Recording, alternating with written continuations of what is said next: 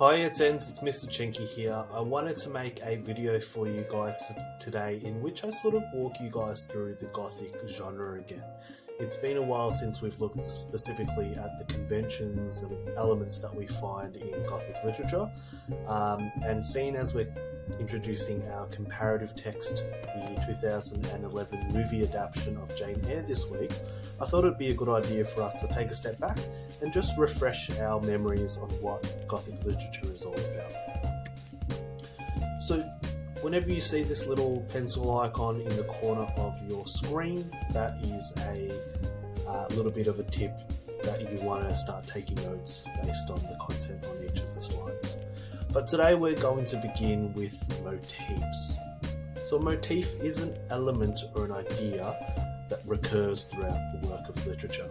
For example, you might have noticed when we studied Romeo and Juliet last term that Shakespeare uses the motif of light and darkness. By example, Romeo repeatedly refers to Juliet as the sun and likens her eyes to the fairest stars in all of heaven. Therefore, Shakespeare uses the motif of light to represent how Romeo and Juliet's love can overcome all obstacles, which could be metaphorically represented by darkness, but also how they are both ultimately consumed by the darkness, which is metaphorically also their love. So all you'll need to know is that motif is when an element or an idea, a theme if you will, recurs throughout a piece of literature. So we're going to talk a little bit about the motifs that we find in Gothic stories. The first motif in Gothic literature is this idea of the setting being a strange place. In Gothic stories, it's common for our characters to find themselves in really odd places, somewhere other, different, mysterious. For example, in Bram Stoker's iconic Gothic novel Dracula, our main character, who's a young lawyer on an assignment, finds himself imprisoned in a Transylvanian castle hidden in the mountains by his mysterious host. So in Gothic stories, you'll find that there are a lot of strange settings. Specifically, however, the setting of the castle recurs in a lot of Gothic stories. So many Gothic tales are set in and around an old castle. Often it's abandoned and isolated from the rest of society. In We Have Always Lived in the Castle, as the title suggests, the motif of the castle is really important. The Blackwoods castle resides on acres and acres of land and is fenced off from the rest of the village. And that reflects Constance's agoraphobia, so her fear of going outside and interacting with others, but also the castle setting creates an atmosphere of isolation and mystery. So in a lot of Gothic stories you will find that this idea of the castle, or perhaps a haunted house, is a recurring motif. The supernatural is also really, really important because it occurs in a lot of Gothic stories. So ghosts, witches, abhuman creatures like vampires and werewolves, these supernatural elements occur quite frequently in Gothic literature. There is a bit of doubt around the supernatural though. For example, Shirley Jackson in We Have Always Lived in the Castle, she makes it clear that Merrick at least believes that she has some kind of magical supernatural powers. Whether or not they're actually real or not is, I guess, left open to interpretation. So whenever there is supernatural elements in a Gothic story, you want to question whether or not they're real or not, because the authors in Gothic novels often deliberately ascribe a sense of doubt and uncertainty to the supernatural elements. In Gothic stories, you'll find that omens, curses, visions recur quite frequently. For example, characters might have disturbing dreams or nightmares where they'll envision something bad happening, and that might be a portent or a prediction of something that might happen to them in real life in the future. And in We Have Always Lived in the Castle, we find that there are various events.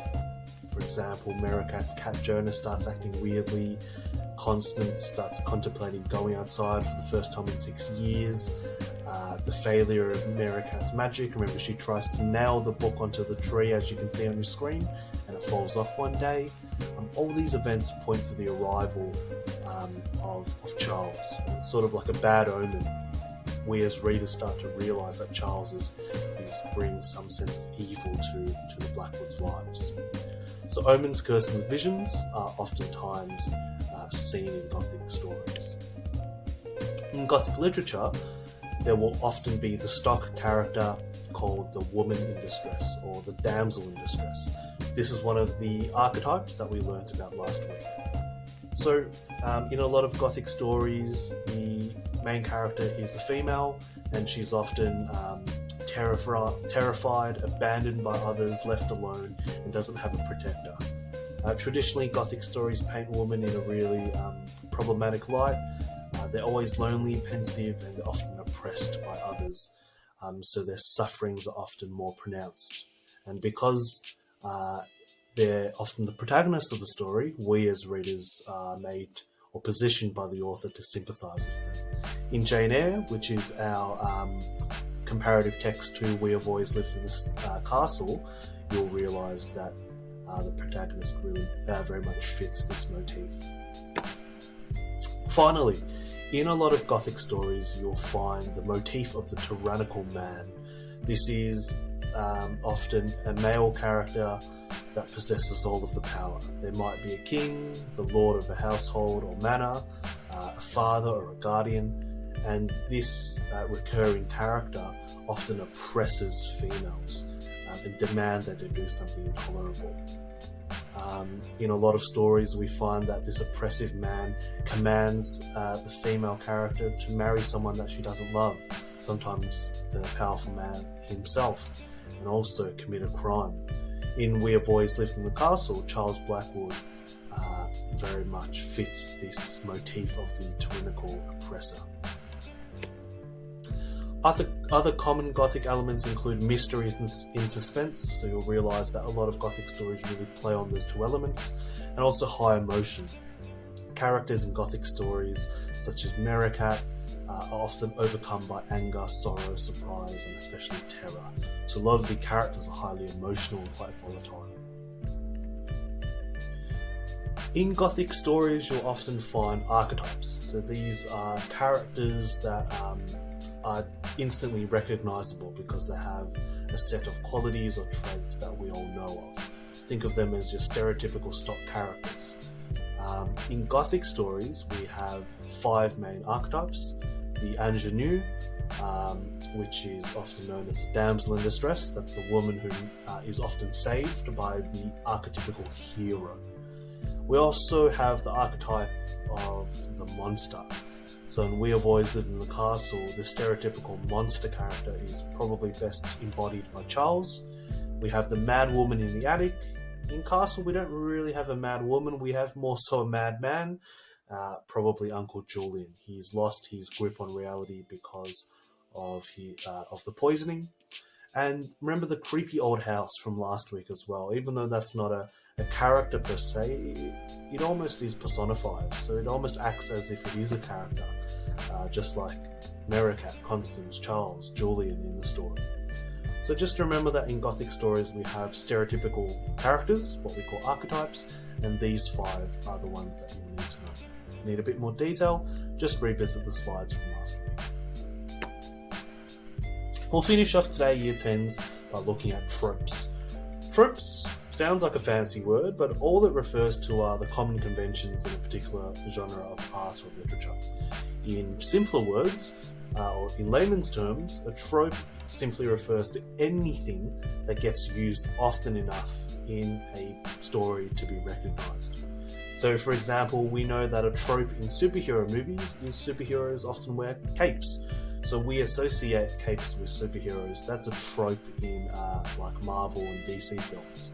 So it's something that happens quite often in a genre of literature. Today though, we're going to be looking at tropes through the lens of plot cliches in the Gothic genre.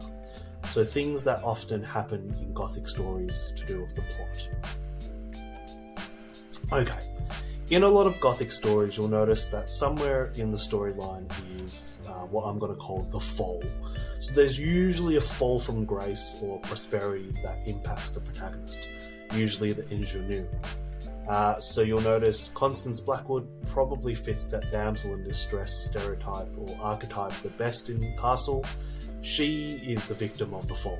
She is accused of murdering her family, poisoning them with arsenic. So oftentimes in Gothic stories, one or more of the characters will suffer a fall from grace. They're ostracized and isolated from the community. Oftentimes in the fall, the female protagonist might be left an orphan. She might find that her family is destitute and abandoned her, and oftentimes female protagonists are searching for survival. In Gothic stories, one of the common tropes is this idea of destruction, often by fire, but it could be any other elemental power. In a lot of Gothic stories, you'll notice that somewhere in the plot, something gets destroyed, and it's usually the creepy old house castle motif that gets destroyed. In Gothic stories, you'll notice that a recurring trope is death. In fact, it wouldn't be a Gothic story if there wasn't some kind of death in the plot.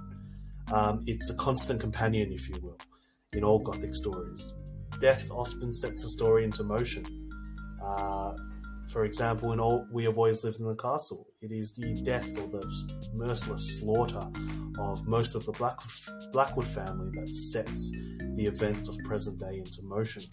There's also always lurking as a dire consequence because of some oversight by the good characters. Often in Gothic stories, the monster archetype dies, however, this isn't always the case. For example, in We Have Always Lived in the Castle, Charles doesn't actually die, although Mericat tries her best to extinguish Charles from her life. Finally, in Gothic stories, what you'll notice is that there is very rarely ever a happy ending. Gothic stories often don't have a sort of happy resolution. In fact, they often leave more questions than answers. And oftentimes Gothic endings are bittersweet. Think about We Have Always Lived in the Castle. Their fire burns down, and yes, whilst Merican and Constance sort of rebuild the castle, at the same time they just isolate themselves more from society. So there's not really sort of a unicorns and rainbows happy fairy tale ending.